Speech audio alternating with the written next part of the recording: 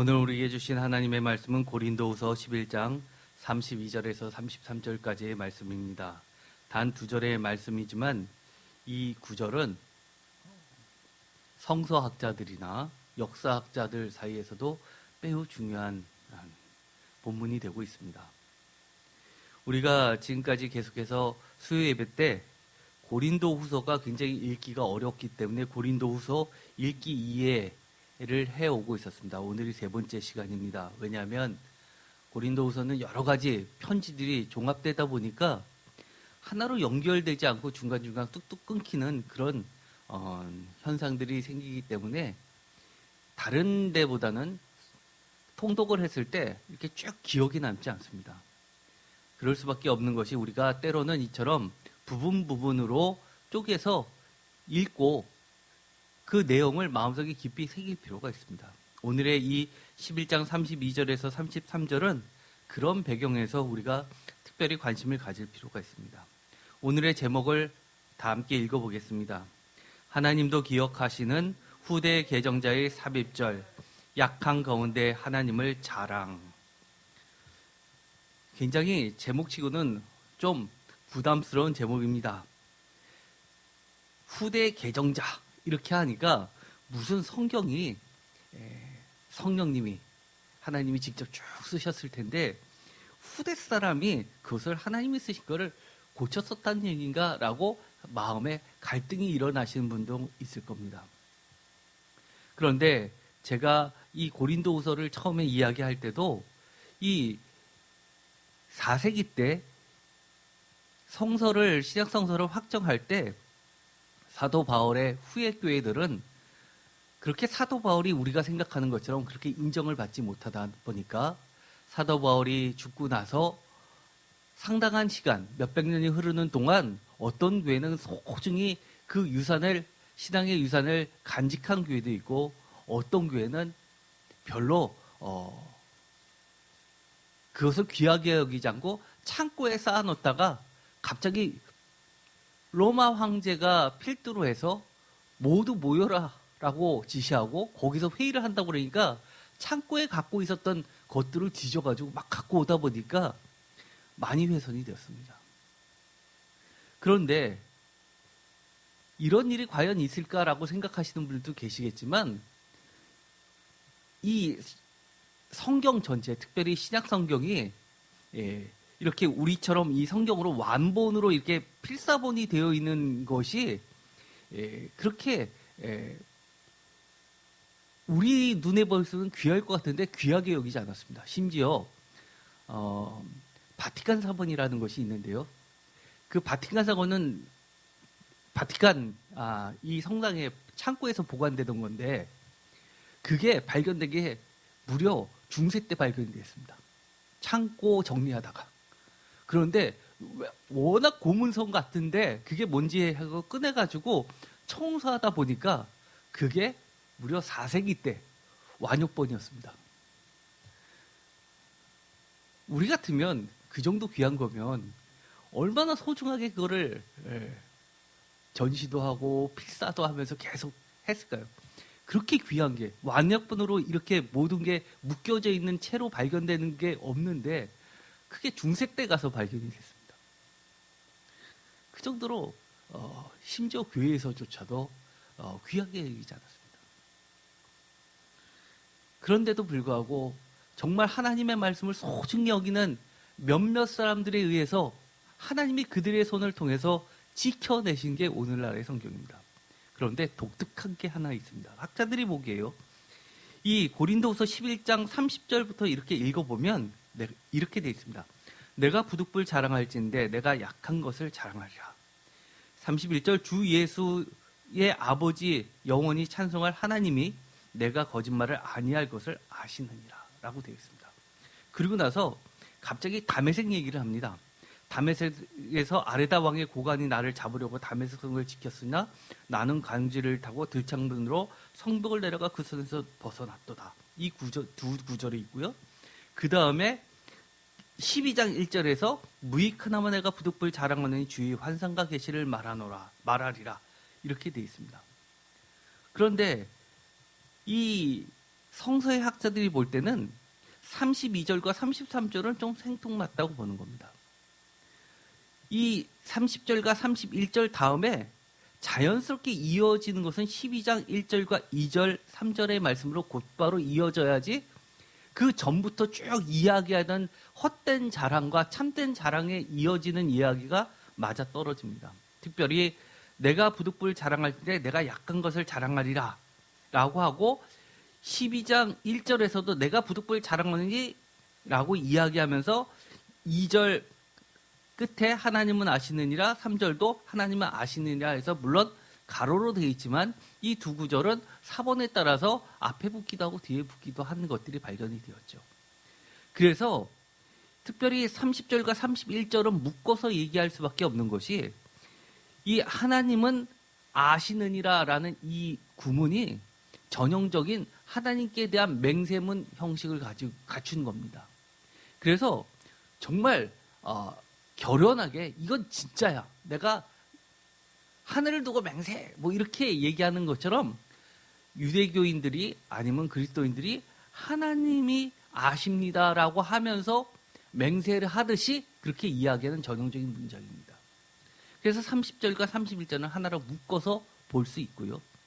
그 다음에 그러면서 이 12장 1절부터 2절 나간 2절 이후까지 해서 주의 환상과 계시를 말하노라 이렇게 이야기합니다. 그런데 약함을 자랑하노라 되어 있고요. 그 뒤에 나와 있는 11장 32절의 다메섹 이야기는 역사학자들이 굉장히 관심을 갖는 겁니다. 우리가 사도 바울에 관련된 영화를 볼 때는요. 이 32절과 33절에 있는 단 두 절인데도 불구하고 이것은 에피소드로 꼭 들어갑니다. 광주리를 타고 음식 만드는 이런 광주리, 보관용으로 쓰던 광주리를 거기다 해서 밧줄로 창문을 통해서 내려오는 그 장면을 영화 속에 꼭 집어넣습니다. 이것은 사도 바울이 사도로서 임명을 받고 파송되기 1차, 2차, 3차 전도 여행을 가기 이전에 이미 있었던 아주 초창기 때의 사건이 기록으로 남은 겁니다. 그런데 이 다메섹 이야기가 그처럼 역사적으로도 귀한 자라고 다른 데서는 있지 않은 여기에만 나와 있는 아주 초기의 이야기인데 사실 이것은 우리가 그랬구나라고 넘어가기에는 너무 사실 부끄러운 이야기입니다. 그 당시에 우리가 전에도 그런 말씀을 나눈 적이 있었죠. 사도 바울도 이 이야기를 꺼내지 않을 정도로 부끄러운 것이었는데도 예를 들어서 사도 바울뿐만 아니라 베드로도 감옥에 갔다가 멀쩡하게 걸어 나온 사건이 있었죠. 그리고 나서 아무런 이유도 없이 갑자기 사도회의에서는 의장이 주의 형제 주님의 예수 그리스도의 진짜 동생인 혈통적으로 동생인 야고보가 의장이 돼버립니다. 그렇다는 얘기는 그 당시에 변절자 아닐까라는 의심을 받게 된 것으로 학자들은 이해를 했죠. 아니 정말 그리스도를 위해서 복음을 전도한다는 사람이 당당히 나는 잡혀가더라도 그 앞에서 당당한 모습을 보여주고 하나님이 기적적으로 마치 다니엘을 구원시켰듯이 그렇게 하고 아니면 1세기 때 유명한 여러 가지 교부들처럼 화형을 당하더라도 멋지게 당하고 이런 것들이 명예로운 것으로 여겨지던 때에 비겁하게 이렇게 창문으로 몰래 빠져나오는 것 이거는 무엇인가 변절자의 냄새가 또는 도망자의 냄새가 짙게 풍기는 것이었습니다. 그런데 이것을 후대의 어떤 필사자가 나의 약함을 자랑한다라고 했을 때 가장 사도 바울이 사람들이 생각하기에 사도 바울이 정말 약하고 약한 것이 무엇이었을까 생각하면 이것일 것이다라고 해서 이 두 절을 여기다 넣었다라고 학자들을 보는 겁니다. 그런데 왜 이것이 중요하냐면 사도 바울이 내가 고린도 교회 성도들에게 많은 눈물로써 호소해도 이 말이 먹히지 않았을 때 누가 진짜 사도냐를 증거할 때 내세울 수 있는 약함의 대표적인 거라는 겁니다. 그리고 더 중요한 것은 무엇일까요? 그것은 하나님이 기억하신다는 겁니다. 만약에 이 고린도후서처럼 한 7개 되는 편지가 섞여져 가지고 하나로 합쳐질 때 사실 이 32절과 33절은 이것은 사도 바울이 직접 쓴 게 아니니까 빼라고 해도 될 부분이었을 겁니다. 그런데도 불구하고 이것이 들어갔다는 이야기는 하나님은 기억하고 계신다는 겁니다.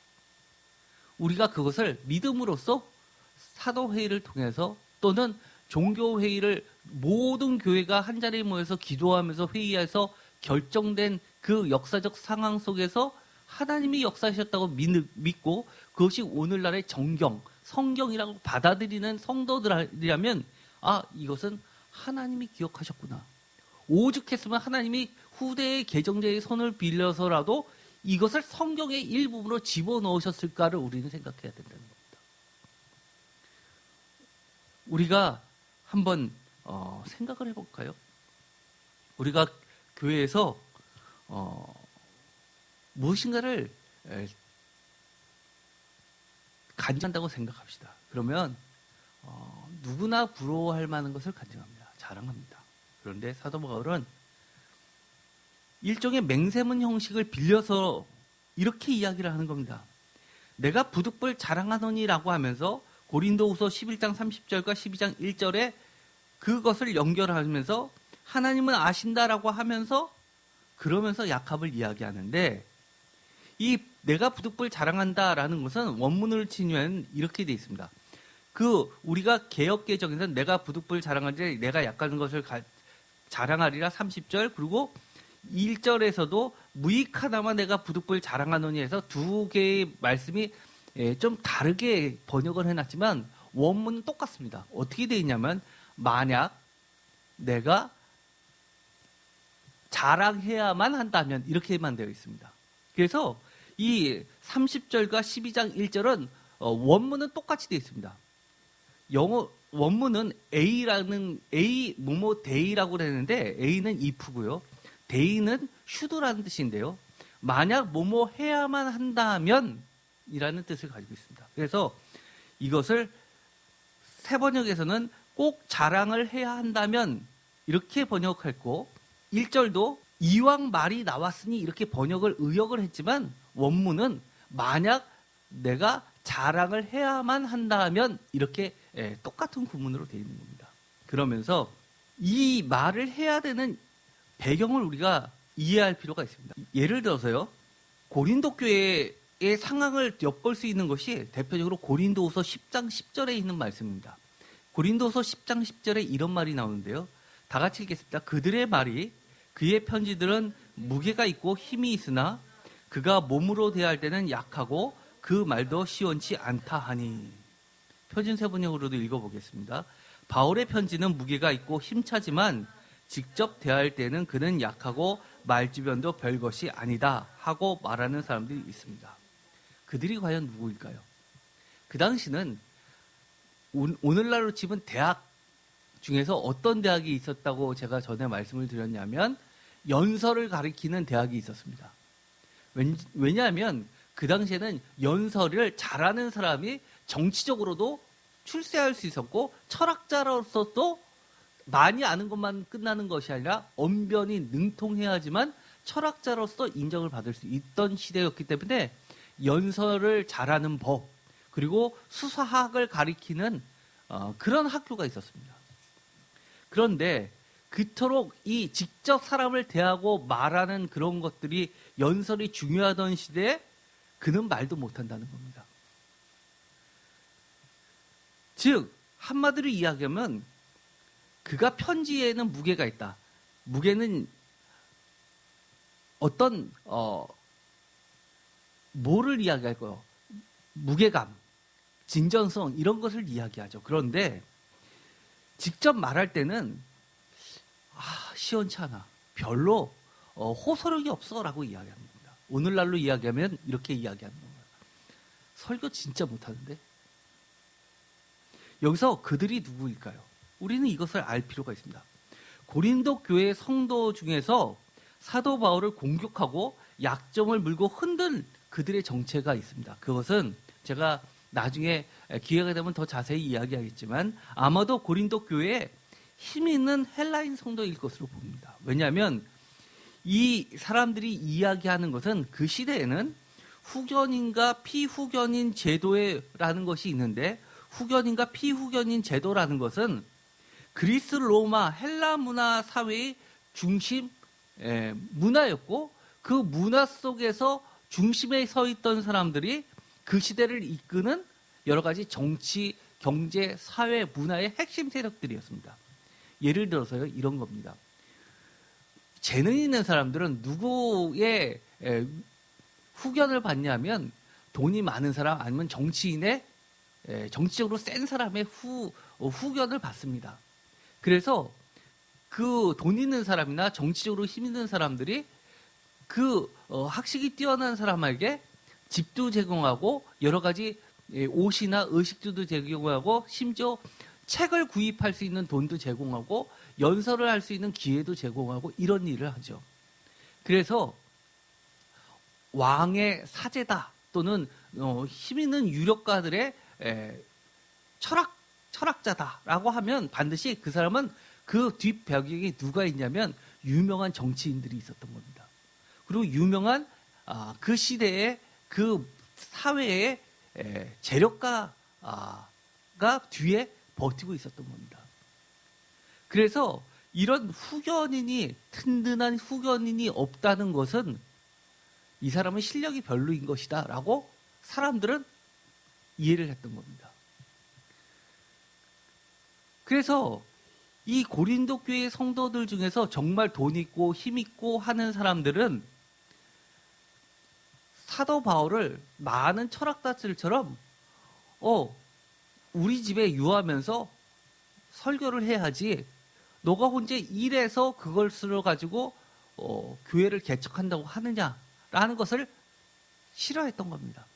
우리의 문화 가운데 네가 끼어들지 않고 독자적으로 그렇게 한다는 것들이 눈에 가시거리였던 겁니다.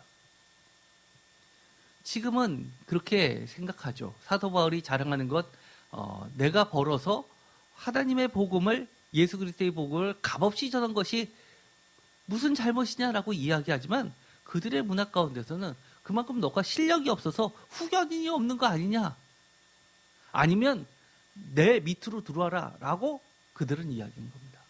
내 밑으로 들어오기 싫다? 그러면 너가 나를 싫어하는 거 아니냐? 그렇기 때문에 너는 별로야, 말을 못해 라고 흔드는 겁니다. 그때 사도 바울은 이렇게 이야기하는 겁니다. 그게 내 약점이라고 너희들이 이야기한다면 나는 오히려 약한 것을 자랑한다라고 이야기합니다. 왜요? 이 약함은 세상적으로는 약하고 부끄러운 것일지 모르지만 하나님이 기억해 주시기 때문에, 하나님이 아시기 때문에 약한 것이 아니라 오히려 세상에서 그렇게 강하고 힘세고 능력이 있다고 하는 것들보다도 그 모든 것을 패하시는 하나님의 예수 그리스도의 능력이 되기 때문이라고 이야기합니다. 우리가 또 하나의 사비 편지에 대해서 지난번에 이미 공부를 했습니다. 고린도후서 6장 14절에서 7장 1절, 고린도후서 6장 13절과 7장 2절, 마음으로 자연스럽게 연결되는 구문을 통해서 14절, 15절, 그 다음에 고린도후서 7장 1절은 삽입절로 처리를 했고 7장 2절에 마음으로 우리를 영접하라와 짝을 이뤄서 고린도후서 6장 11절에 우리의 마음이 넓어졌으니 13절에 너희도 마음을 넓히라 하면서 이렇게 마음으로 쭉쭉쭉 연결되는 것을 우리가 다룬 적이 있었습니다. 자세한 것은 지난 관련된 설교들을 찾아보시고요. 또 2015년 11월 18일 날 했었던 새벽예배 설교도 기억을 하실 필요가 있습니다. 그런데 육체의 약함은 오히려 예수 그리스도의 긍휼하심을 입으며 세상의 능력과 지혜를 패하실 예수 그리스도의 부활의 권능이 나타나는 때라는 것이 매우 중요합니다. 고린도후서 12장 9절, 나에게 이르시기를 내 은혜가 내게 부족하도다. 다 같이 읽겠습니다. 내게 족하도다. 이는 내 능력이 약한 데서 온전하여 짐이라 하신지라. 그러므로 도리어 크게 기뻐함으로 나의 여러 약한 것들에 대하여 자랑하리니 이는 그리스도의 능력이 내게 머물게 하려 함이라. 아멘. 표준 세번역으로도 읽겠습니다. 그러나 주께서는 내 은혜가 내게 족하다. 내 능력은 약한 데서 완전하게 된다 하고 말씀하셨습니다. 그러므로 그리스도의 능력이 내게 머무르게 하려고 나는 더욱더 기쁜 마음으로 내 약점들을 자랑하려고 합니다. 10절 다 같이 읽겠습니다. 그러므로 내가 그리스도를 위하여 약한 것들과 능력과 궁핍과 박해와 공고를 기뻐하노니 이는 약한 그때의 강함이라. 표준 세번역으로 읽어보겠습니다. 그러므로 나는 그리스도를 위하여 병약함과 모욕과 궁핍과 박해와 곤란을 겪는 것을 기뻐합니다. 그것은 내가 약할 그때에 오히려 내가 강하기 때문입니다. 아멘. 이것을 깨닫는 데까지 얼마나 걸릴까요?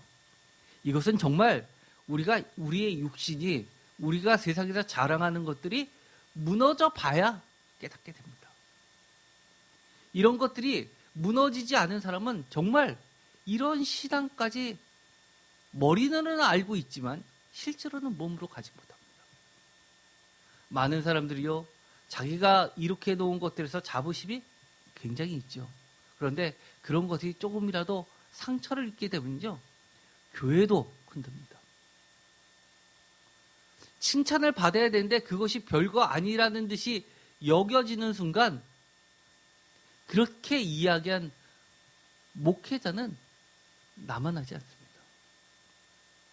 그런데 사도 바울은 이렇게 이야기하죠.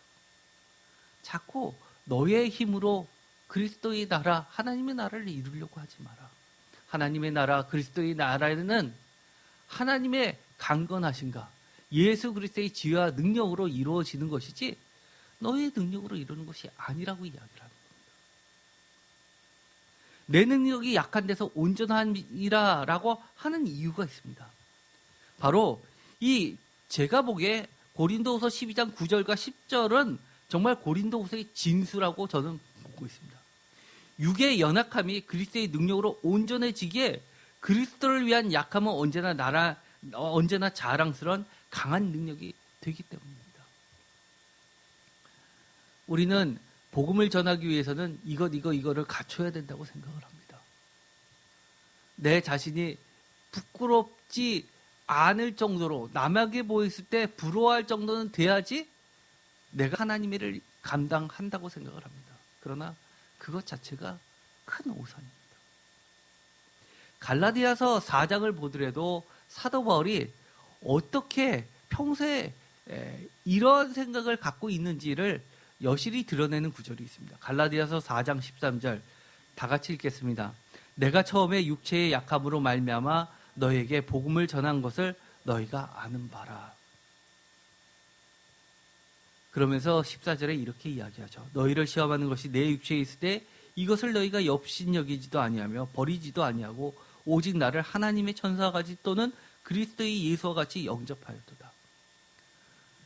갈라디아 교회는 이 육체의 연약함을 충분히 약점으로서 사도 바울을 흔들 수도 있음에도 불구하고 오히려 육체의 연약함으로 복음이 전파되는 계기가 되었고, 그래서 그들은 오히려 이 육체의 연약함이 있음에도 불구하고 업신여기지 않고 하나님의 천사와 같이 또는 그리스도의 예수와 같이 영접하면서 복음과 함께 그들이 성장했습니다. 아마 갈라디아 교회의 이 이야기는 이 갈라디아 지방으로 여행을 하는 도중에 병이 걸려서 사도 바울은 더 이상 그 다음 행성지로 갈 수 없는, 누워있는, 그리고 병수발을 하는 그 가운데에서 복음을 전하게 되었고, 그러면서 갈라디아 교회가 형성이 되었다고 학자들은 보고 있습니다. 그런데 이 고린도 교회는요, 규모도 크고 부유한 사람도 많고 오히려 이처럼 연약하지도 않았는데도 불구하고 사도 바울을 쥐고 흔들고 있었습니다. 너가 내 밑으로 들어와야지. 너가 무슨 대단한 것처럼 내 여러 가지 재정적 후원도 받지 않으면서 너 혼자서 그렇게 일해서 그렇게 해서 교회를 하겠다고 하는 거야? 너 예루살렘 교회에 추천장이 있어? 사도 바울이 나는 스스로 예수 그리스도의 추천장을 가졌다고 얘기하지만 그건 너 얘기고 라고 하는 겁니다. 너가 베드로의 추천장을 갖고 있니? 아니면 의장인 야고보의 추천장을 갖고 있니? 라고 그것이 중요한 거지. 너가 하나님의 복음을 전한다고 하면서도 아무런 세상에 내세울 게 없지 않냐라고 이야기합니다. 그런데요, 이것은 사도 바울만의 이야기가 아닙니다. 히브리서 4장 14절에 보면 이렇게 되어 있습니다. 그러므로 우리에게 큰 대제사장이 계시니 승천하시니 곧 하나님의 아들 예수시라. 우리가 믿는 도리를 굳게 잡을지어다. 우리에게 있는 대제사장은 다 같이 읽겠습니다. 우리의 연약함을 동정하지 못하실 리가 아니요 모든 일에 우리와 똑같이 시험을 받으신 이로되 죄는 없으시니라. 그러므로 우리는 긍휼하심을 받고 때를 따라 돕는 은혜를 얻기 위하여 은혜의 보좌 앞에 담대히 나갈 것이다. 언제나 우리의 연약함은 오히려 예수 그리스도의 하나님의 긍휼하심을 받고 때를 따라서 은혜를 받는 기회가 됩니다. 우리의 약함이 결코 하나님의 나라를, 하나님의 사명을 완수하는데 부족함이 없다는 것을 깨달을 필요가 있습니다. 사실 지금도 많은 교회들이 특별 예배다 그러면 어떤 분들을 외부 강사로 모시느라고 바쁠까요? 큰 교회, 성도들 많은 교회, TV에 나온 목사님들 모시기 바쁘지 않나요? 심지어 교회에서 웬 가수들을 1억씩 주고 부르고 연예인들을 몇 천만 원씩 주고 부르고 합니까? 교회가 헌금 가지고. 그런 교회들은 다 무너져야 됩니다, 사실은요.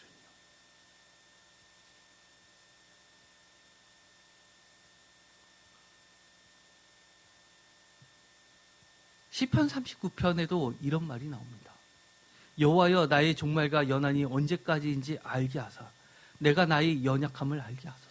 얼마나 멋진 기도입니까? 시편 84편 다 같이 읽겠습니다. 내 영혼이 여호와의 궁정을 사모하여 쇠약하며 내 마음과 육체가 살아계시는 하나님께 부르짖나이다. 이 시인은요, 내 마음과 육체는 너무나도 쇠약한 상태입니다. 그러나 자신의 마음의 연약함에도 불구하고 그는 살아계신 하나님을 부르짖으면서 오히려 이것이 성경에 들어가게 됩니다.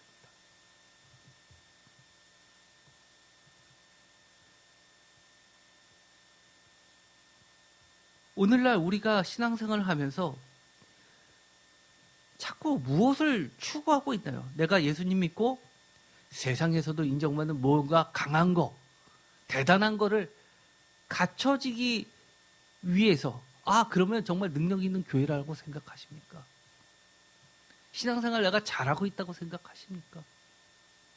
아니면요, 이 시편 기자처럼, 사도 바울처럼 내가 오히려 약할 때 그리스도의 강함이,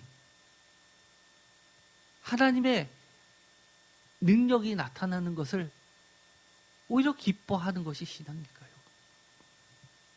우리가 올 한 해는 작년보다 더 좋아질 거라고 저는 확신하지 않습니다. 영적으로 봤을 때는요, 많이 어두워지는 것 같습니다. 그 가운데서 우리가 정말 우리의 연약함, 세상의 연약함에도 불구하고 하나님은 기억하시기 때문에 후대 개정자가 삽입했다 하더라도 약한 가운데서 하나님을 자랑하는 것을 하나님이 기뻐하신다는 것을 기억하시고 우리가 하나님이 기억되는 존재가 되었으면 좋겠습니다. 비록 우리가 약하더라도 약한 것 그대로 하나님께, 예수 그리스도께 나을 때 그것이 오히려 온전해질 수 있다는 그 진리를 우리가 굳게 붙잡고 올 한 해도 신앙생활을 했으면 좋겠습니다. 기도가 마치겠습니다. 하나님 감사합니다. 우리가 우리 자신을 보면 내세울 게 없습니다. 우리의 부족함이 너무 많습니다. 그럼에도 불구하고 저희들은 예수 그리스도의 능력과 하나님의 인정하심만 있으면 전혀 부족함이 없습니다. 우리의 약함을 통해서 그리스도의 온전함이 드러나게 하여 주시옵소서. 예수 그리스도의 이름으로 기도드립니다. 아멘.